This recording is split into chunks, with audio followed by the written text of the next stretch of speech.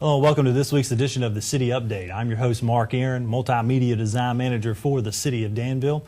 On this week's episode, we are going to continue our celebration of Black History Month throughout the month of February here on the City Update. If you joined us last week, you know our guest was Mayor Sherman Saunders. We spent some time with him talking about his upbringing here in the region in Danville and Pittsylvania County and how the values instilled in him as a young child by his parents led him to be an influential African-American here in our community and, of course, a leader in this city, of course, now mayor here of the city of Danville.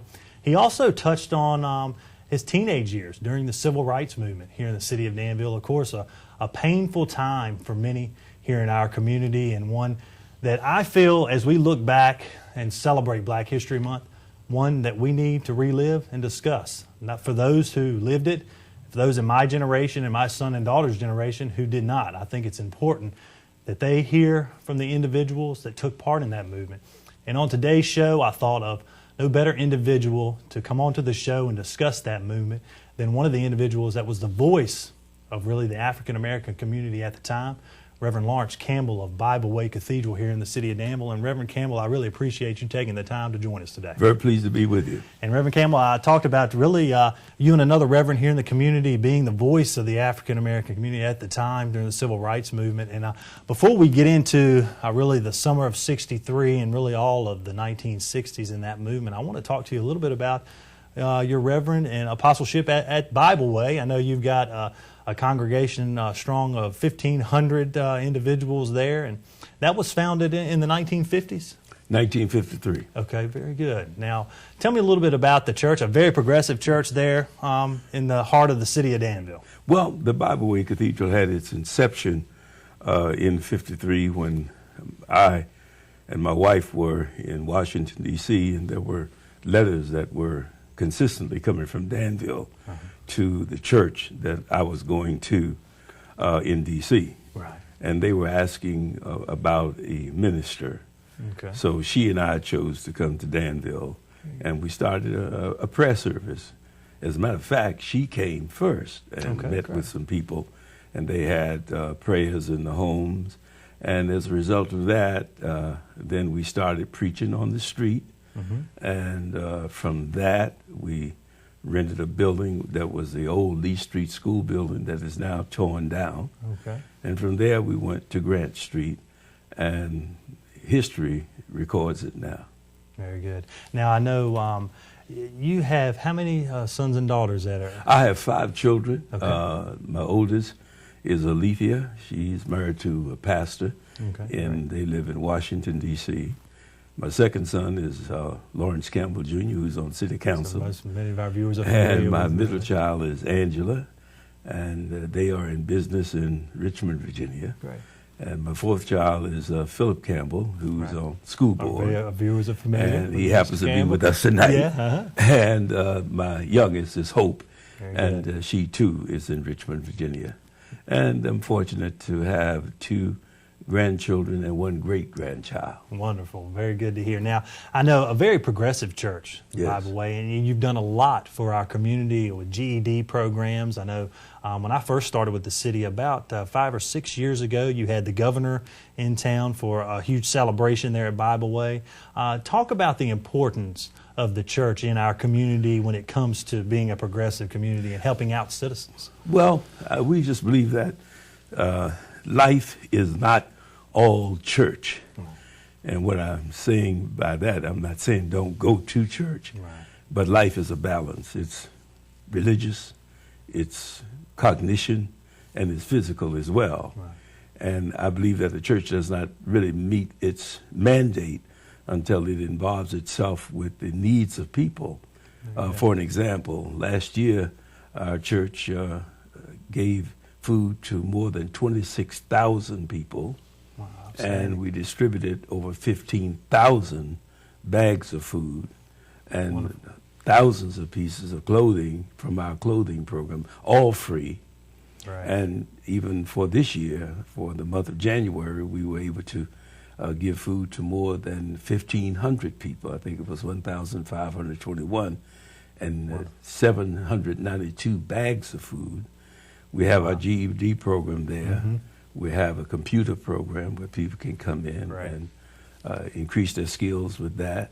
We have an anger management class. We have the ex-offenders program, where we have on record more than 400 ex-offenders from this area that we try as best we can to find jobs for them, giving them to an help opportunity them to somewhat reacclimate themselves into the community. And then Philip, my youngest son, who's with us even while I speak, has a program that's a satellite of Virginia Seminary and College, where you can receive an accredited associate in arts degree and bachelor's degree, and if you want just a certificate in ministry, you can do that as well.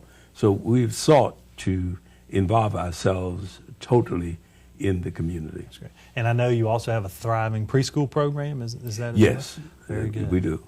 So from the youngest to the oldest, you're assisting individuals in our community. That's right. And if anybody watching our show today would like to get involved at Bible Way with any of these programs, can they just call the church office? Oh yes. We have people who aren't members of Bible Way who help to assist in the distribution of the food that we give out, and also help to get it, bring it. The program is really a kind of a consortium between the various supermarkets of the city. They give us food that is not expired, but near expiration date, that they feel that they will not move. So we get it, vegetables, fruit, canned goods, all kind of staple goods, and we distribute it to the people in the community. Well, I want to discuss the church aspect first, because as you can tell how you're giving back to this day to the community. As we rewind, I guess, back to the 1960s, and I mentioned a very painful time for our community. Yes. And you were really a voice for the African American community, and I want to get some insight on why you thought at that time. Can you set the stage? It was important to get involved. The atmosphere here in the city of Danville versus what many others were experiencing across the country, especially in the South. Well, Danville was just indicative of what would be the norm at that time for southern cities. When we came to Danville in 1953, my daughter, whenever we would get on the streetcar or the bus, she always would love to sit behind the driver. So when we came here, and we lived over North Danville, we got on the bus, and she sat behind the driver. When she did that, the driver looked at her and said, used the N-word, and told her, get up. And she started crying because she didn't want to move, not knowing the system. And I started crying because I was stunned and hurt by what he said, knowing that she, according to the system, had sat where she should not have been sitting.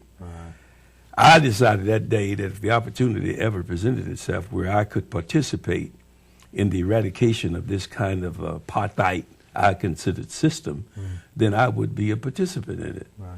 So what happened is that after that, Reverend Doyle Thomas, who was the former pastor of Loyal Baptist, Reverend Chase at High Street, Reverend Dunlap at St. Paul Methodist Church, we were very concerned about the library here that was on Main Street, where the Arts Building is now. That's the Danville Fine Arts Museum. And blacks could not go there. There was a library on Holbrook Street, the William F. Grasty Library, that was very inadequate, not located very well. So we decided we'd go to the library on Main Street, and we did, and we sat down. They put us out. So we kept going. The end result is that Danville, after our persistence, instituted what is called, I call it, vertical integration. In other words, the decision was that blacks and whites could use the library, but all of the tables and chairs were taken out. Anybody, black or white, if you were to stay there to read, you had to stand up. So I called it vertical integration. Then we moved from that into the public accommodations, because there was not a restaurant in Danville, nor was there a hotel. At that point, we had Holiday Inn, of course, Leland, and the hotels that were here and motels, that blacks could not go to any of the theaters, like the Dan Theater or, well, really the Capitol Theater, because the system was there was the Rialto Theater, Dan Theater, and the Capitol Theater. The Capitol Theater was all white. Okay. The Dan Theater over on Market Street, blacks could go to the movie, but we had to sit in the balcony, whites on the lower floor. So it was with the Rialto. Everything was segregated from the time that you were born until the time you died. Because if you went to the hospital, you were at Winslow, segregated. Right. And when you died, the only place you could go to Oak Hill. So if you didn't want to sit in the balcony at one of those theaters and you tried to sit in the main floor, would you be arrested? Well, I'll tell you what happened to me, and it would be really a facsimile of what you had just asked me. The Danville Circuit Court that was presided over by the late Judge Archibald Aikens. In that court, right where the city council now has its sessions, white folks sat on the left side, blacks sat on the right side in that court. I chose to sit over there where white people were sitting, Right. and Judge Aiken had the bailiff, a man by the name of Mr. Riddle, to literally pick me up by the seat of my pants and threw me down the steps because blacks were not allowed to sit on that side. And this is, we're talking 1960, 1961? 1963. 1963. Yeah. Now, talk to me about an integration suit. I know I read a little bit about this. It was filed in federal court by you and a couple of other reverends in the Well, community. what happened was, as you know, the John Brown versus the Board of Education, that decision was made in 1957. Right. Danville was very adamant in his position that it would not adhere to the court and go on as the court had instituted and give to all of its citizenry the right to go to the school of his choice, of his or her choice. And so, bear in mind, Danville did not integrate its school system until 1963. It took Danville 9 years before it really found itself abiding by the decision of the court. Okay. And so we had to do something to bring that to pass. Right. And that's why I think in this whole thing of history, whenever it comes to integration as far as it relates to black people, all of the rights and privileges that we have today were already constitutionally ours. Right. But we had to protest and insist that those rights would be given to us. So I don't like using integration without using the word forced, because we had to force the government here to do what it should have done. And I think that's something that's hard for me to understand. Yes. When the U.S. Constitution is giving you the right, but your own city that you're living in, you don't have the rights to do what you're entitled to. That's what's tough for me to understand. I think that the thing, your point is well taken. I think that the real thing was Danville in the white community felt that they were so paternalistic that we were somewhat like their children. Oh, okay. And they just did not believe that blacks within this community had the wherewithal and the matzah to really stand up publicly and go against the status quo. Understand. Well, Reverend Campbell, we're going to have to take a quick break. We've already run through our first segment on today's show, but when we come back from break, I want to talk more in detail about the sit-in at City Hall and Dr. King's visit to the city of Danville. I know you were instrumental in bringing him in with the Southern Christian Leadership Conference, and we'll talk more about that when we come back from break. So stay tuned. We'll be right back.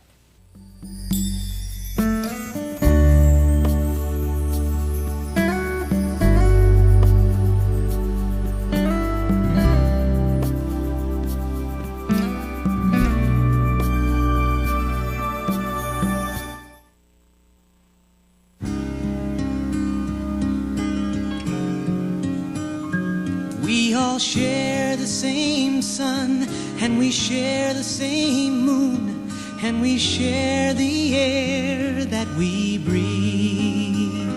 But we all share much more, every soul at its core knows what every other person hopes and needs. Every heart wants to grow, every mind needs to know, every voice wants the chance to be heard.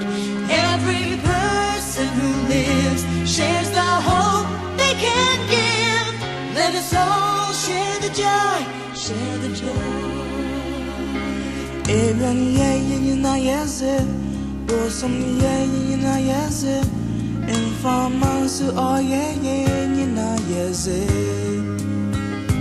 Còn chia sẻ hơn thế nữa, mọi trái tim ở trên thế gian cần biết đến mong mỏi như yêu của những người dân.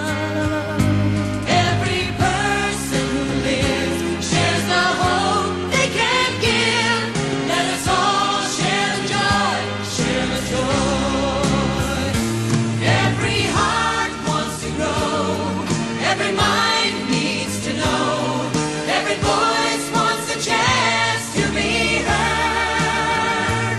Every person who lives shares the hope they can give. Let us all share the joy. By the time we can walk, each of us yearns for the joy that comes from being able to do for ourselves. Around the block or around the world, share the joy. Church World Service.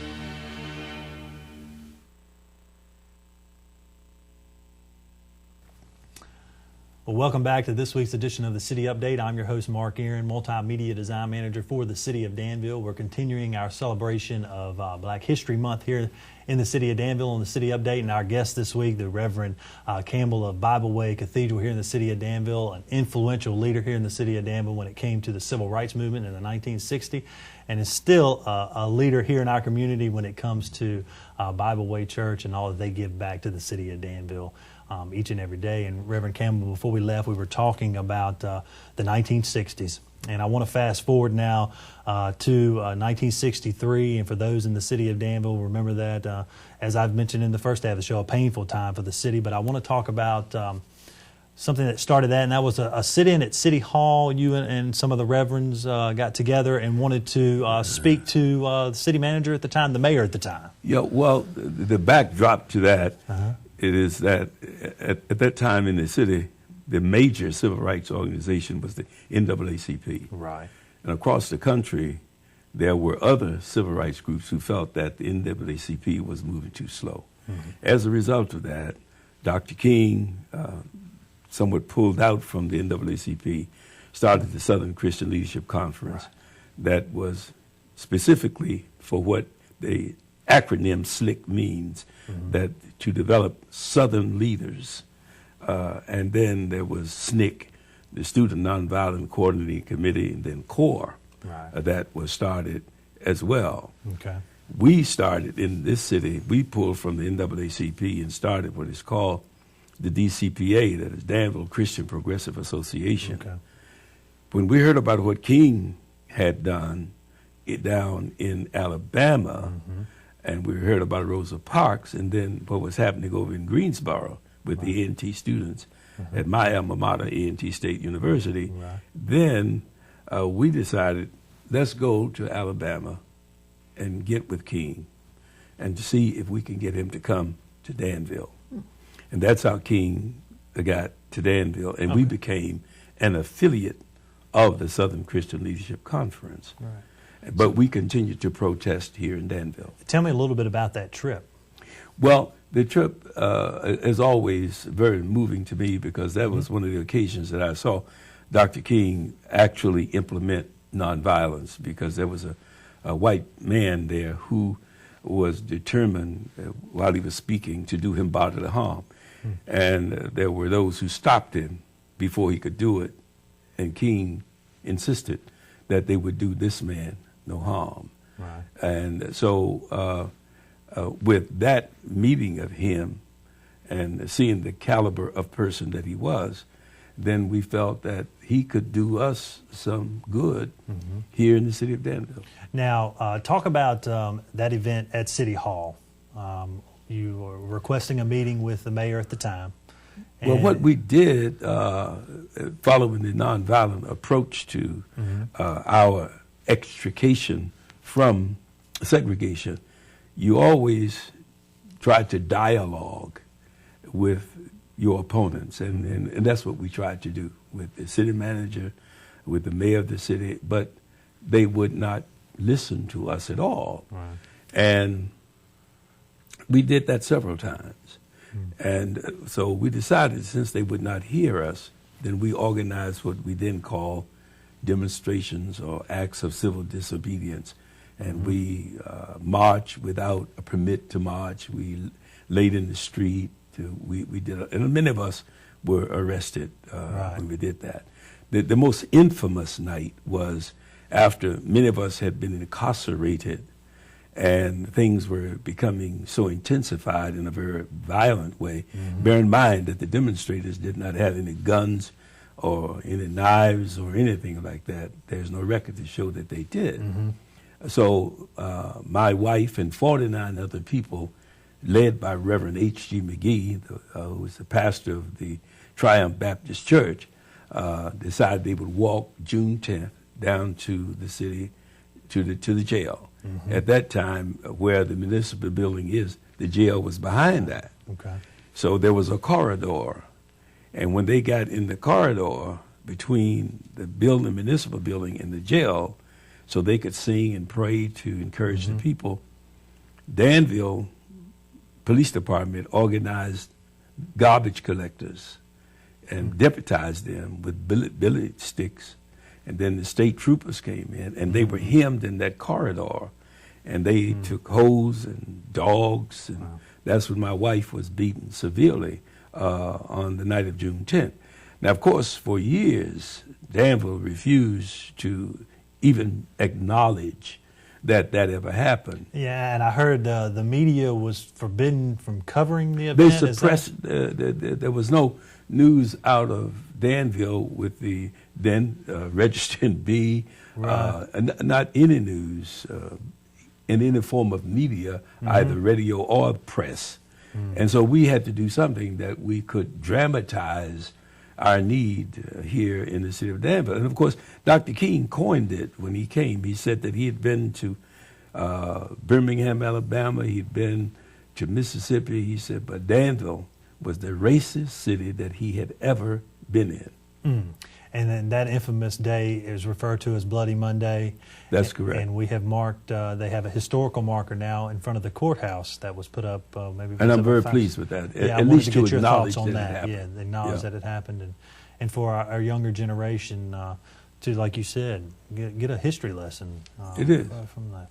Now, talk about Dr. King's visit to Danville and his thoughts during that speech and what you took away from his visit. Well, I had the opportunity to be a part of the presentation of him at that night. What I remember, and I talk about it consistently in our church when we celebrate his birthday and so forth, after he had spoken, and he had to have some place to stay. We went to the Holiday Inn, and of course they refused him. Then we drove down to the Holiday Inn at Circle Mall. What I remember about that is that night, Reverend Dunlap, Reverend Chase, and I, along with King, was in his room. And it was about between 12 and 1 o'clock in the morning, just talking. So he wanted to become more relaxed, and he took off his shirt. And when he did that, to put on a pajama jacket, I could see the gash at his heart where this demented woman in New York had stabbed him. And he said to us, he said, Campbell, you know, if I had sneezed, I would have lost my life. And that is indelibly imprinted in my mind, to have heard him say that and to see the kind of forgiveness that he portrayed in that process. Now, it wasn't long after that that he made the historical speech in Washington, D.C. Did you make that trip, or where were you? Oh, yes, I was there. But sure. But you have to also remember that following that, it was the Poor People's March. Okay. And the Poor People's March came through Danville. Oh, okay. And we hosted the Poor People's March at Bible Way. All the people who came from the South on their way, historically, the people were on the mall, Right. and they had tents that were set up. And Dr. King asked me if Danville could be a stopover for the persons who were heading north, and we did. Oh, how many people did you have stop over here in the city of Danville on the way to I DC? don't know. There were so many people, but we hosted all of them. That's right. Yeah. Now, by the end of that summer, I think in August, there was, over 600 individuals had been arrested? I think that 600 would be kind of a minimized amount, because what they charge us with, because a lot of the children participated, Right. and the older people were reluctant, because you got to remember, Danville then was more agrarian. We didn't have a Goodyear or Corning glass, and what the majority of white people worked, many of them worked in Danville mills, but for black people, they were either domestic workers or they were sharecroppers. Right. And I think the population at that time was about maybe over 40-some thousand total population, with maybe less than maybe 11,000 black folk at that time. Of course, that demographic has changed now. But for our people to have participated as they did, and thinking about the reality of the situation and not having jobs that were accruing for us the kind of income that would have given us a better status of living. Right. Well, Reverend Campbell, we've only got about 2 minutes left on this week's show. I know, as I mentioned during the break, we need about a week to sit down with you, and we may do that in the future, because great to have you on and to share your thoughts during this time. And before we leave on this week's show, I want to talk to you about the state of Danville today, race relations. How far have we come in 50 years? We have come a long ways. I think that for anyone to see Danville today as it is, I think that there's a picture that's in sports that would speak so clearly about where blacks and whites have come when you look at football and basketball. Yeah. Because back in the 60s, you didn't have blacks. You don't think about quarterbacks. Right, right. But here, we're going to go to the Super Bowl, and you got a black coach. That's right. And one of the best here in the in league, Danville, we have a black mayor, and we have a black chairman of the school board. That's right. Well, Reverend Campbell, thanks you again for coming on this week's show and sharing your thoughts about the time in the 1960s. And as we move forward in Danville, I think you're very eloquently said there with as we move forward, and we need to come together. And I know cities, I think Lynchburg had some race relation programs and things, so maybe that is something we can look into here. And thank you at home for watching. Until next week, have a great day, and be sure to join us next week, as we will have another influential African-American leader in our community as our guest, as we continue to celebrate Black History Month here in the city of Danville on the City Update. So until next week, have a great day.